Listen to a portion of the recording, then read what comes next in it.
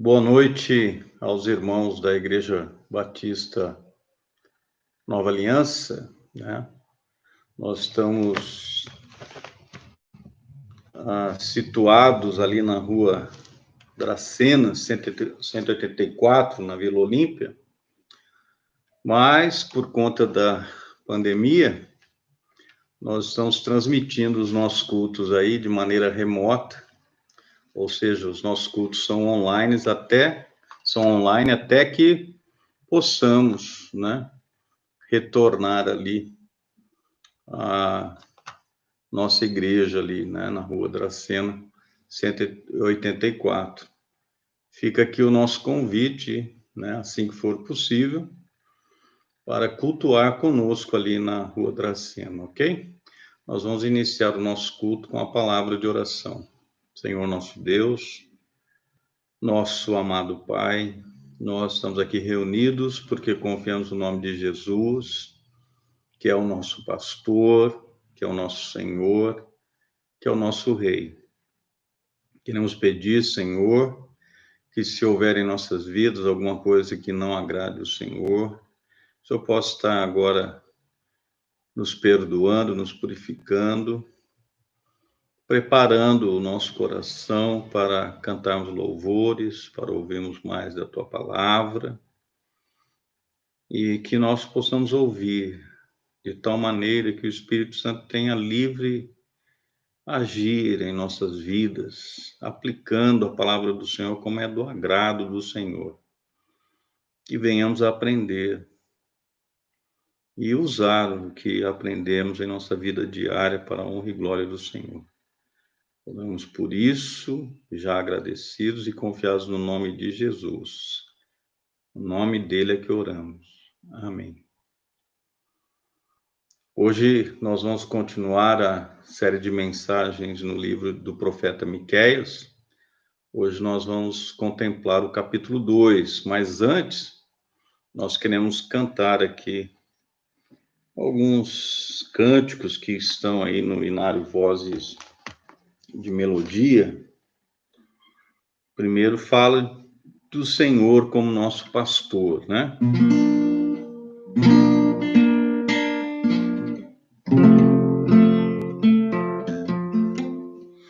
O meu pastor é o bom Jesus, deita-me faz em pastos verdejantes, guia-me junto às águas tranquilas,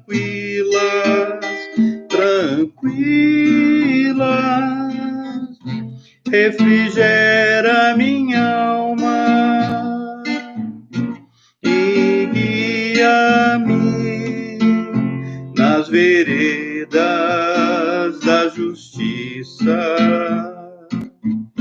pelo amor do seu nome me guia com seu amor. O meu pastor é o bom Jesus, deita-me faz em pastos verdejantes, guia-me junto às águas tranquilas,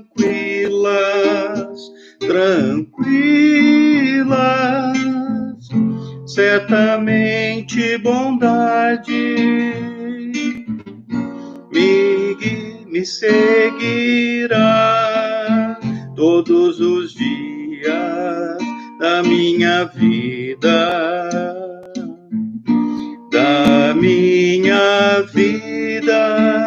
certamente bondade me seguirá. Diz o Salmo 23:1 que o Senhor é o meu pastor, nada me faltará. Há um outro cântico, baseado em Isaías, capítulo 9, versículo 6, diz assim: o seu nome será maravilhoso conselheiro, Deus forte. Esse é um cântico antigo, né? Deixa eu ver se eu consigo. Maravilhoso é, maravilhoso maravilhoso é Cristo Senhor. Ele é o grande Rei, seu nome louvarei. Maravilhoso é meu Salvador. Grande pastor é a rocha eterna, onipotente Deus. Vinde adorá-lo, servir e amá-lo. Maravilhoso é meu Salvador. Ele é maravilhoso, é o nosso Salvador, né? E por último aqui, um corinho, né?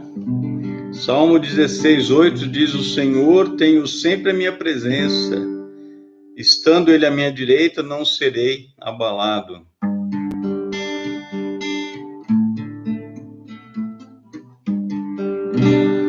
Meu bom pastor é Cristo, com ele andarei, conduz-me às calmas águas, com ele andarei, sempre, sempre, com ele andarei, sempre, sempre, com ele andarei. Sabe, existem alguns cânticos aí, né, que vão sendo deixados de lado e que tem mensagens aí que são maravilhosas. Agora nós vamos ler o nosso capítulo em Miqueias, tem 13 versículos. Capítulo 2, versículo 1. Ai daqueles que nas suas camas intentam a iniquidade e maquinam o mal. À luz da alva o praticam, porque está no poder da sua mão. E cobiçam campos e roubam-nos. Cobiçam casas e arrebatam-nas. Assim fazem violência a um homem e a sua casa, a uma pessoa e a sua herança. Portanto, assim diz o Senhor, eis que projeto um mal contra esta família, do qual não tirareis os vossos pescoços. E não andareis tão altivos, porque o tempo será mau. Naquele dia se levantará sobre vós um provérbio, e se lamentará pranto lastimoso, dizendo: nós estamos inteiramente desolados, a porção do meu povo ele a troca, como me despoja. Tira os nossos campos e os reparte. Portanto, não terás tu na congregação do Senhor quem lance o cordel pela sorte. Não profetizeis aos que profetizam, eles não profetizarão para eles, pois não se apartará a sua vergonha. Ó vós que sois chamados casa de Jacó, porventura encurtou-se o Espírito do Senhor? São estas as suas obras? E não é assim que fazem bem as minhas palavras ao que anda retamente? Mas ontem se levantou o meu povo como inimigos. De sobre a vestidura tiraste a capa daqueles que passavam seguros, como homens que voltavam da guerra. Lançastes fora as mulheres do meu povo, da casa das suas delícias, das suas crianças tirastes para sempre a minha glória. Levantai-vos e ide-vos, porque este não é lugar de descanso, por causa da imundícia que traz destruição, sim, destruição enorme. se houver alguém que andando com espírito de falsidade mentir, dizendo, eu te profetizarei sobre o vinho, a bebida forte, será esse tal profeta deste povo. Certamente ajuntarei todo, ó Jacó, certamente congregarei o restante de Israel. Polueis todos juntos como ovelhas de Bosra, como rebanho no meio do seu pasto, farão estrondo por causa da multidão dos homens. Subirá diante deles o que abrirá o caminho. Eles romperão e entrarão pela porta, e sairão por ela, e o rei irá diante deles, e o Senhor à testa deles. Dificuldade um pouco, às vezes, com a leitura aí, né? Mas graças a Deus que nós podemos ler, né, a palavra do Senhor. E aqui estamos nós, mais uma vez, no livro de Miqueias, o profeta do Senhor enviado ali a Samaria, né? Tanto ao reino do norte como ao reino do sul, na verdade, né? A profecia que nós encontramos no capítulo 2 é, no primeiro momento, uma má notícia. E, no segundo momento, uma notícia boa. Ela se transforma numa notícia boa. É mais ou menos como a couve de Bruxelas. Não sei se você conhece aí, né? Essa iguaria, mas a couve de Bruxelas, né, ganhou uma má reputação devido a um sabor amargo, né, que ela acaba adquirindo quando a pessoa não sabe cozinhá-la e passa do ponto. Né? Por exemplo, se a pessoa soubesse o ponto certo, quando ela é corretamente preparada, então ela tem um sabor aí doce, tem um aroma suave. Né? Se ela passar do ponto, ela tem esse sabor amargo e um cheiro até meio que forte, digamos assim. Mas quando ela é preparada da forma correta, ela é até também, vamos dizer assim, rica em vitaminas. Ela consegue, por exemplo, uma xícara aí de couve de Bruxelas, oferecer aí 162% da ingestão de vitamina C que nós precisamos. No nosso caso, aqui de Miqueias, é como comer a couve de Bruxelas, né, que passou do ponto, não foi bem preparada, antes da sobremesa, que foi feita da maneira correta, né, por alguém lá. Então você tem ali a couve de Bruxelas e depois a sobremesa. Mas só que antes da sobremesa, que é gostosa, né, é bem apreciada, você comeu essa couve de Bruxelas aí com um sabor amargo e um cheiro forte. Então foi desagradável. Mas logo em seguida veio algo agradável, né? Veja aqui que nos versículos de 1 a 11, você encontra a má notícia. Notícias que são más, são desagradáveis. Mas o capítulo termina com os versículos 12 e 13, que trazem uma boa notícia. Né? Ou seja, você tem aqui o final do capítulo aí com uma nota de esperança após o sofrimento, após o momento aí difícil, até de se falar do pecado do povo de Deus. Então, nós vamos começar com essa má notícia, é uma profecia sobre a desgraça do povo de Deus, tá? Nos versículos 1 a 11. Então, o capítulo 2, ele abre com a palavra estranha, sinistra. Olha aí o primeiro versículo. Ai daqueles, ai. E aqui nós vemos que o povo de Deus está condenado. Isso é triste, isso é lamentável. Não nos é dito a quem esta palavra, né, de condenação foi destinada. Nós não sabemos se é para o reino do norte ou para o reino do sul, se é para Jerusalém ou se é para Samaria. Provavelmente ela é dirigida a ambos, né, os reinos, digamos assim.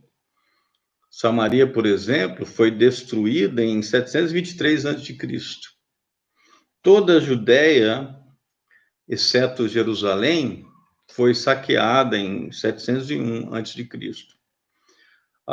Jerusalém ela escapou por um ato milagroso do Senhor, né? O Senhor interviu ali, mas de certa forma a destruição somente foi adiada, porque 100 anos depois, né, os babilônios cercaram a cidade em 687 a.C., né? E Jerusalém sobreviveu à Síria apenas para ser destruída pelos babilônios. Então, foi somente um adiamento, digamos assim. Nós podemos ver essa palavra aqui de desgraça, então, sendo dirigida tanto a Samaria quanto a Jerusalém. Ela, então, foi proferida, digamos assim, a todo o povo de Deus. Então, se o sapato servir, como alguém já disse, né, calce. E por isso, né, é por isso que nós devemos dar atenção aqui, né, a essa profecia. E ela tem aqui 3 elementos. Primeiro, ela é muito clara sobre o pecado do povo de Deus, né? Nos versículos 1 a 3, nós vemos ela falando sobre o pecado do povo de Deus. O segundo elemento, ela estipula uma punição para o pecado do povo de Deus.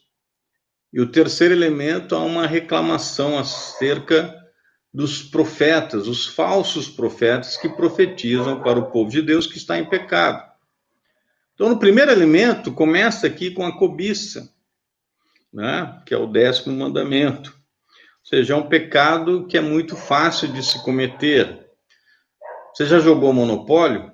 Né? O jogo de tabuleiro Monopólio, ele funciona dessa forma, né? Estimulando a cobiça. Na verdade, todo o sistema capitalista funciona dessa forma, né? Olha em Eclesiastes, guarde Miqueias, dá uma olhada em Eclesiastes, capítulo 4. Eclesiastes, capítulo 4. Veja lá o versículo 4. Diz assim: Também vi eu que todo o trabalho e toda destreza em obras traz ao homem a inveja do seu próximo. Olha o que diz aqui, né? O sábio Salomão, o pregador aqui, ele diz assim: vi eu que todo o trabalho e toda destreza em obras traz ao homem a inveja do seu próximo. E ele fala que isso é aflição, né? É vaidade e aflição de espírito. Então, você vê aqui a cobiça, né? A inveja acontece interiormente, né? Ou seja, dentro da privacidade da mente, dentro da cavidade do peito, né? Do próprio peito. Você, de repente, né? Pode fazer isso aí sozinho em seu quarto, com os seus olhos fechados até mesmo.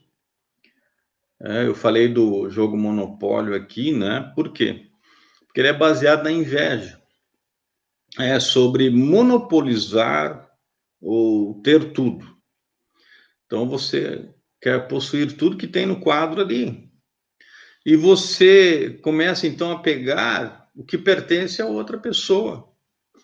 E quando o jogo acaba, né? Fica aquele sentimento, assim, porque alguns estão mal-humorados, porque perderam o jogo, né? Perderam as peças, as casas, as propriedades, edifícios, perderam tudo. Na época de Josué, Deus deu ao seu povo a sua herança tribal. O próprio Deus dividiu a terra, né, para o povo. E não poderia, então, haver brigas entre o povo de Deus. Mas aí, de repente, alguém diz: opa, ele levou a melhor parte. Olha, ele tem mais do que eu. Deus fez isso de maneira justa, porque o nosso Deus é justo. Né? E eles não poderiam vender. Levítico, capítulo 23, deixa eu conferir, acho que é Levítico 23. Levítico, capítulo 23, Não, desculpa, acho que é 25, versículo 23. Diz assim, ó, também a terra não se venderá em perpetuidade, porque a terra é minha, pois vós sois estrangeiros e peregrinos comigo. Então a terra é do Senhor e eles eram visitantes, eram peregrinos ali, não poderiam vendê-la perpetuamente. Então os loteamentos tribais eram permanentes. Ninguém poderia vender, né, a sua terra de forma permanente, porque o Senhor era dono da terra. E eles eram convidados ali. Então, se alguém tivesse problemas financeiros e vendesse a sua terra, ele recuperaria aquela terra no próximo jubileu, que ocorreria ao término de 50 anos. A cada 50 anos ali tinha o jubileu, ele restituía, então, ele possuía novamente aquela terra. Isso era para que nenhuma família, né, fosse de forma permanente privada ali do seu loteamento. Então, a cada 50 anos, a terra voltava ao seu loteamento original. Só que esses loteamentos não eram suficientes para aquelas pessoas que ficaram ricos. E eles começaram a olhar para a terra do outro e querer tomar posse daquilo. Eles queriam mais do que a sua parte, que de forma justa foi distribuída por Deus. Não podiam dormir por conta aí da cobiça. Então, eles estavam lá tramando o mal sob o edredom, digamos assim, né? Eles parecem dormir, mas estão num mundo de pecados. Esse mundo de pecados despertou no seu coração ali, e a ponto de fazê-lo sonhar sobre como obter o campo do vizinho, né? Eles queriam isso e estavam trabalhando para obtê-lo. Eu não vou ler a passagem que está em 1 Reis, capítulo 21, né? Mas você pode ler lá quando quiser. Você vê Acabe, que foi o rei mais perverso de Israel. Ele olha lá para Samaria, ele vê o vinhedo de Nabote, e isso era posse da família de Nabote, né? Mas ele vai lá e oferece para comprar de Nabote. Só que Nabote, ele se recusa. Ele fala assim, eu não posso vender aquilo que é a herança da minha família.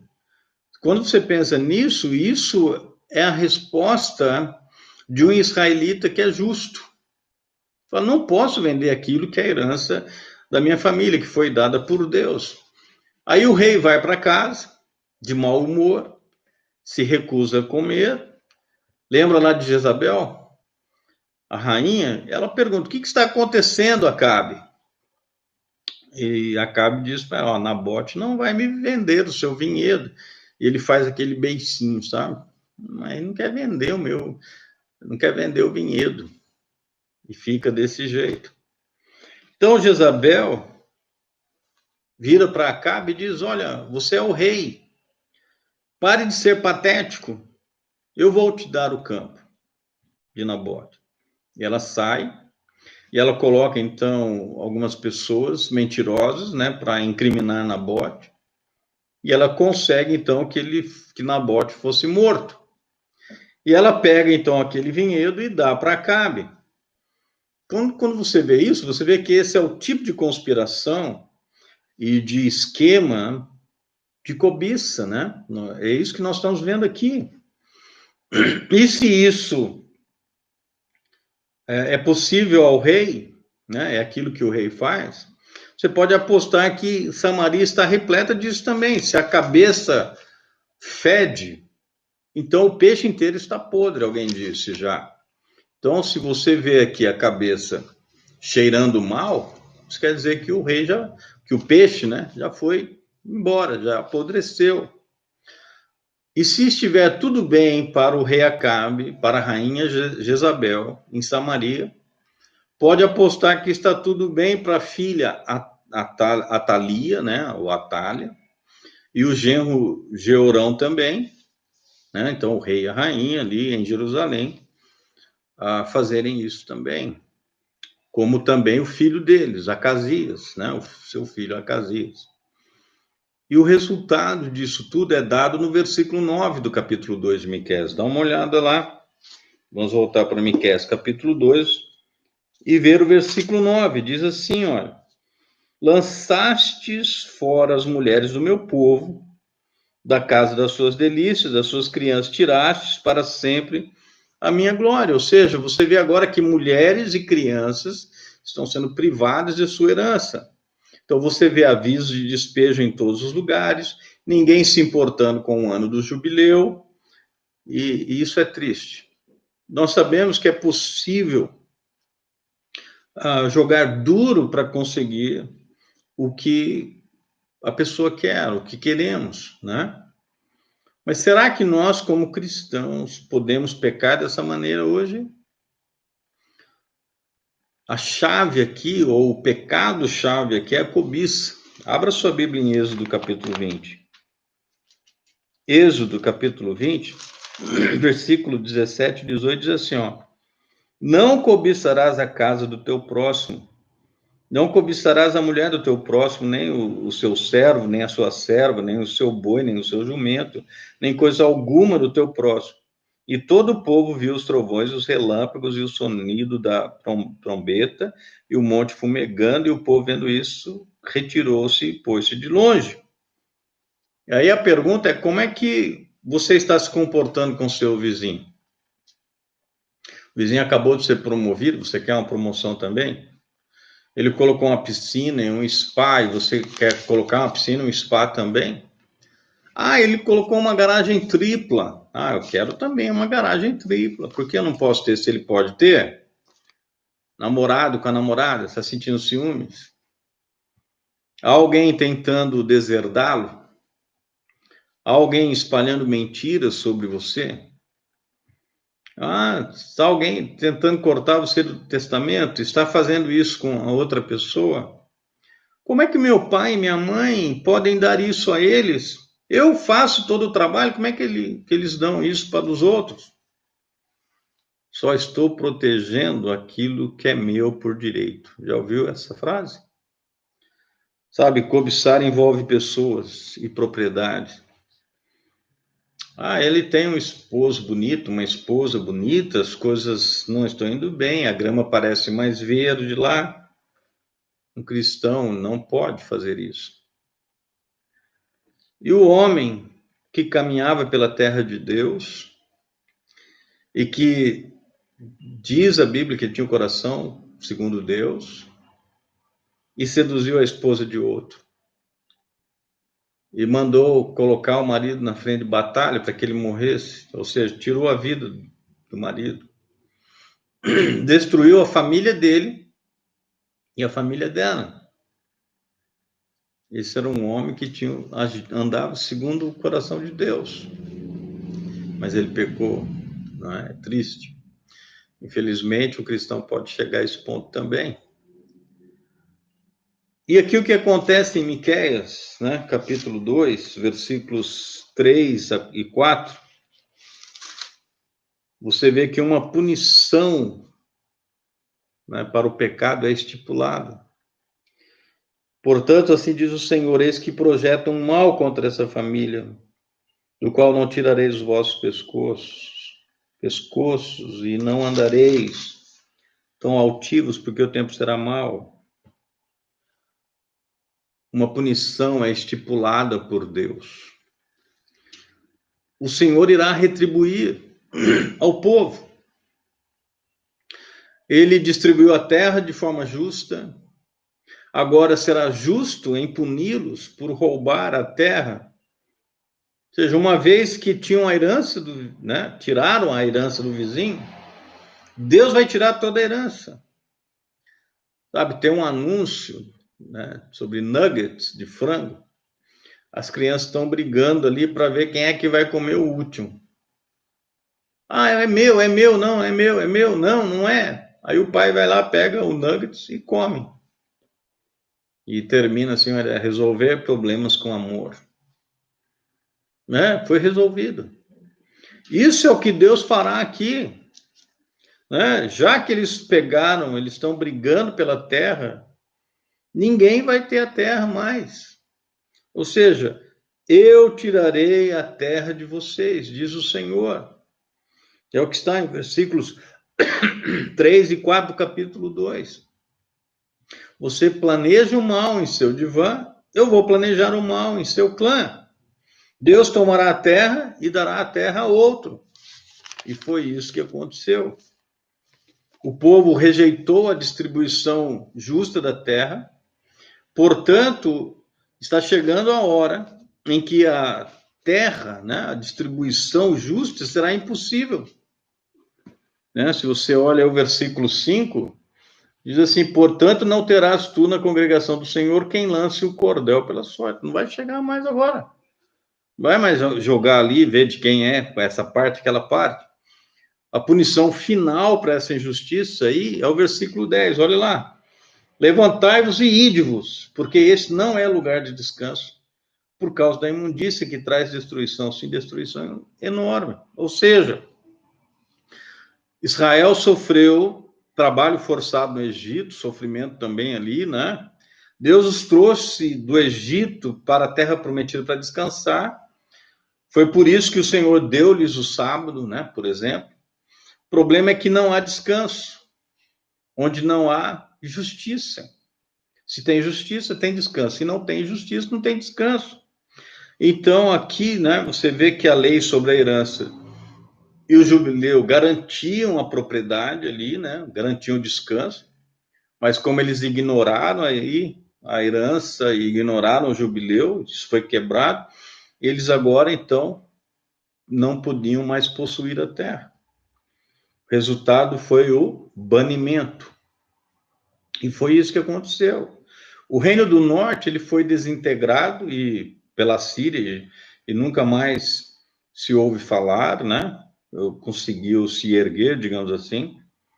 O Reino do Sul foi exilado para a Babilônia para retornar em 70 anos. Eles foram banidos ali por Deus daquela terra. E aí nós chegamos no terceiro elemento, que é a reclamação acerca dos falsos profetas que enganam o povo de Deus. Versículo 6 diz assim: não profetizeis aos que profetizam, eles não profetizarão para eles, pois não se apartará a sua vergonha. Versículo 11: se houver alguém que andando com espírito de falsidade mentir, dizendo, eu te profetizarei sobre o vinho e a bebida forte, será esse tal profeta deste povo. Sabe o que está mostrando aqui? Que as pessoas seguem falsos profetas. Miqueias é servo de Deus e diz ao povo de Deus o que Deus quer que ouçam.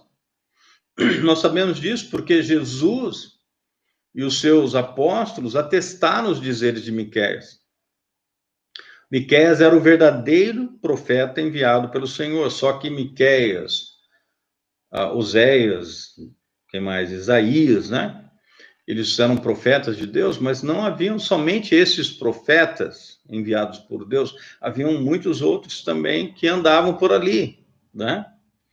E eu vou dizer assim que Miqueias, Isaías, Oséias, eles não tinham monopólio do serviço de profecia, digamos assim.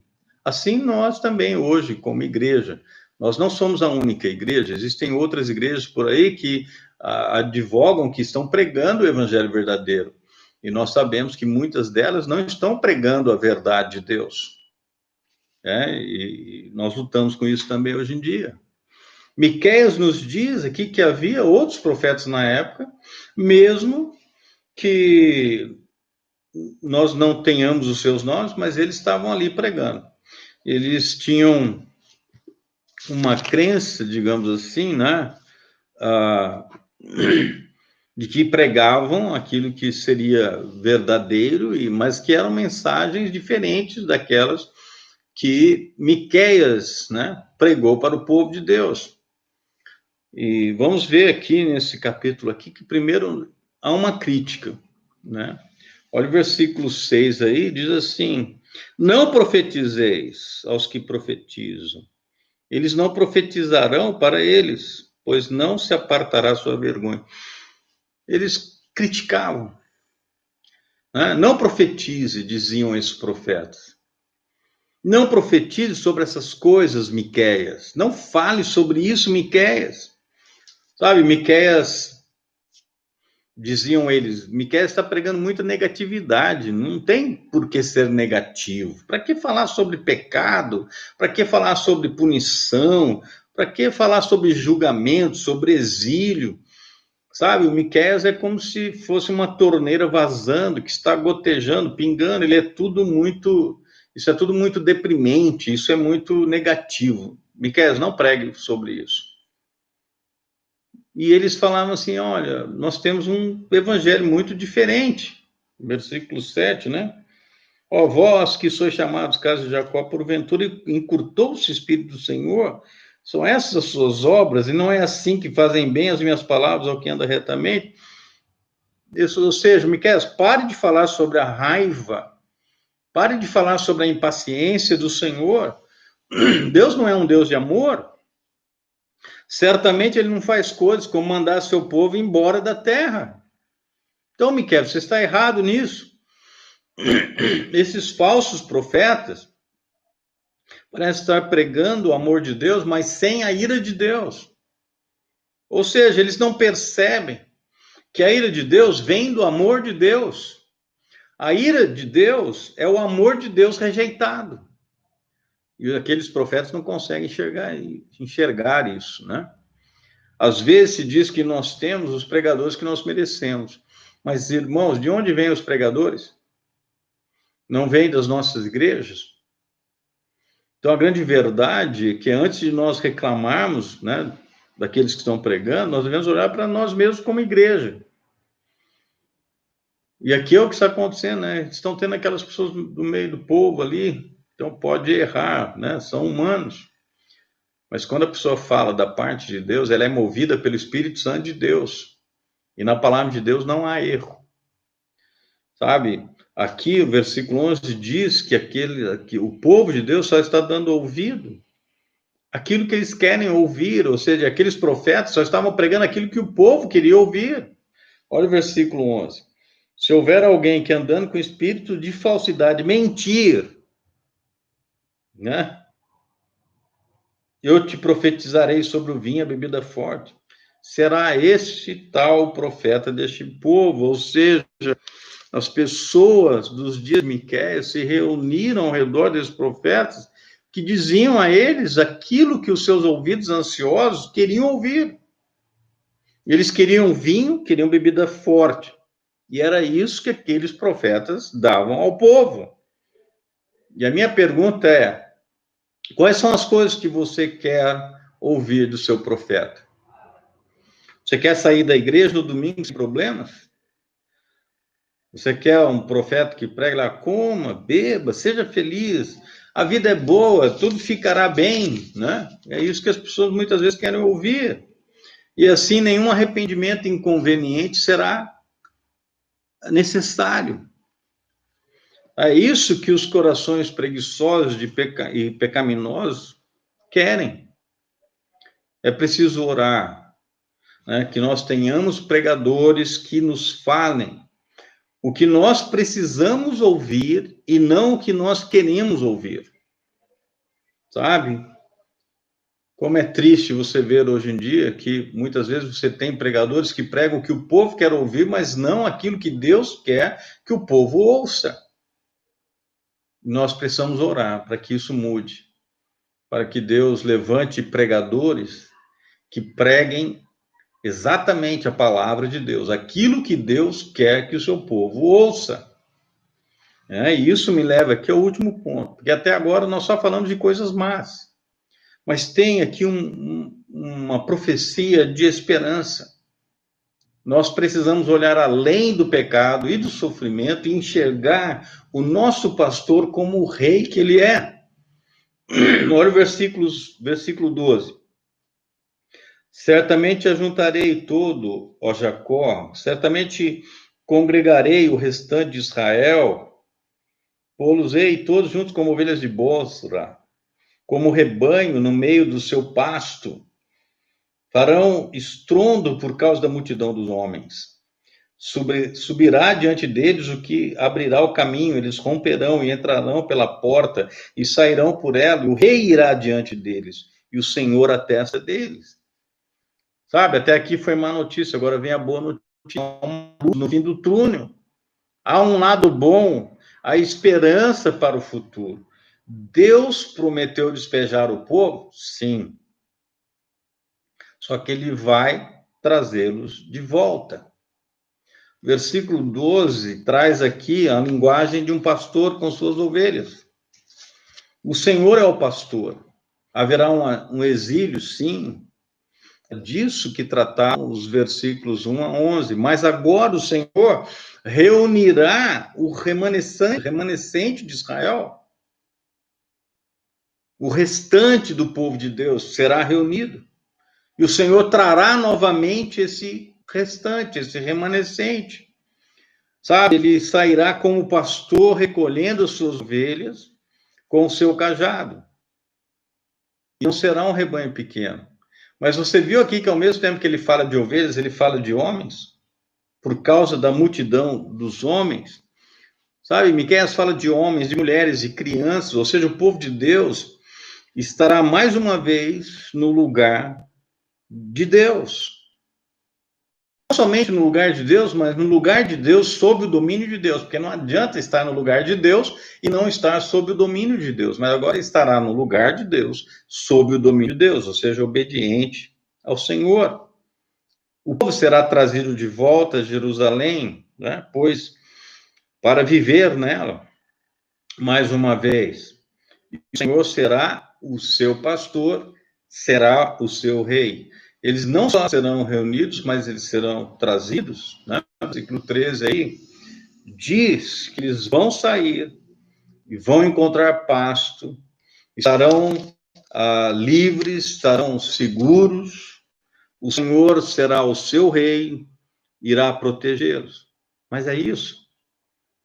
Será que as palavras de Miqueias, nos versículos 12 e 13, são cumpridas por restabelecer, né, uma pequena província subjugada da Judéia, que foi atacada por governadores gregos, como Antíoco Epifanes, para depois viver a revolução romana, iranos locais, como Pôncio Pilatos? Aí a minha pergunta é: onde está o rei, o Senhor, deixando-os viver em segurança? Será que é César? Além de César, é Herodes? É Pilatos? Ou é outro rei? Na verdade, é outro rei. E eu vou pedir para você abrir em João, capítulo 10. Evangelho de João, capítulo 10. Versículo 11 diz assim, ó, eu sou o bom pastor. O bom pastor dá a vida pelas ovelhas. É Jesus, né? Como pastor de ovelhas, ele entra pela... Olha o versículo 2. Ele vem que entra até o pastor das ovelhas. E ele chamará as ovelhas pelo nome e levará as ovelhas para fora. E ele trouxe para fora, né, o próprio povo, e ele vai à frente do povo, ou seja, ele conduz as ovelhas. Olha o versículo 3. A este o porteiro abre, as ovelhas ouvem a sua voz e chama pelo nome as suas ovelhas e as traz para fora. Ele traz para fora. E as suas ovelhas entrarão e sairão e encontrarão pastagem. Olha o versículo 4. E quando tira para fora as suas ovelhas, vai adiante delas. E as ovelhas o seguem, porque conhecem a sua voz. Sabe, é em Jesus, o bom pastor, o rei que deu a sua vida pelas ovelhas, que nós vemos essa esperança cumprida aqui. E quando o pastor, né, terminar de reunir as suas ovelhas, então, nós teremos um só rebanho e um só pastor, como diz o versículo 16, olha aí. Ainda tem outras ovelhas que não são desse aprisco. Também me convém agregar estas, e elas ouvirão a minha voz, e haverá um rebanho e um pastor. É Cristo que reinará para sempre, como pastor, como rei sobre suas ovelhas. Então, Miqueias, ele olha para o julgamento iminente sobre Israel e Judá, mas Miqueias, ele olha também à frente, ele olha para Jesus, o bom pastor, o rei verdadeiro que reinará para todo sempre. Essa é a mensagem de Miqueias, né? Onde nós devemos olhar para além do pecado e do sofrimento e enxergar o pastor, que é o verdadeiro rei. E esse pastor que lida com tudo isso e nos liberta é Jesus. E ele que pode, é ele que pode libertar você também. Está sofrendo? Está aí cansado da sua vida? Cansado dos seus pecados? Eu digo para você, se arrependa agora. Reconheça o seu pecado, peça perdão pelo seu pecado e entregue a sua vida a Jesus como seu Senhor, como seu Salvador, como pastor, você sendo então ovelha dele, ele sendo seu pastor e o seu rei, aquele que governa sobre a sua vida e para todo sempre. Mensagem de Miqueias. Nesse mundo aí, sendo entregue à cobiça, à inveja e tantos outros pecados, se arrependa dos seus pecados, confesse a Jesus como seu Senhor, como seu pastor, como o rei da sua vida. Vamos orar. Senhor, nós te agradecemos pela mensagem de Miqueias, que fala assim, Senhor, sobre o nosso pecado, sobre a punição do nosso pecado, mas que fala também que o Senhor é aquele que pagou o preço pelos nossos pecados e para ser o pastor das nossas vidas, o rei das nossas vidas. Então, Senhor, eu peço que o Senhor trabalhe nos corações como é do agrado do Senhor. E que se há alguém hoje que ainda não entregou sua vida a Jesus como seu Senhor, que possa agora se arrepender dos seus pecados e confessar Jesus como o Senhor de suas vidas, tendo-o como seu pastor, como seu rei, como aquele que governará a sua vida para todo sempre. Essa é a minha oração que eu faço, Senhor Deus, em nome do nosso Senhor e Salvador Jesus Cristo. É no nome dele que oramos. Amém. Minha oração é que Deus abençoe a sua vida e se no próximo domingo estaremos aí a continuar com essa série de mensagens no livro de Miqueias. Deus abençoe a todos.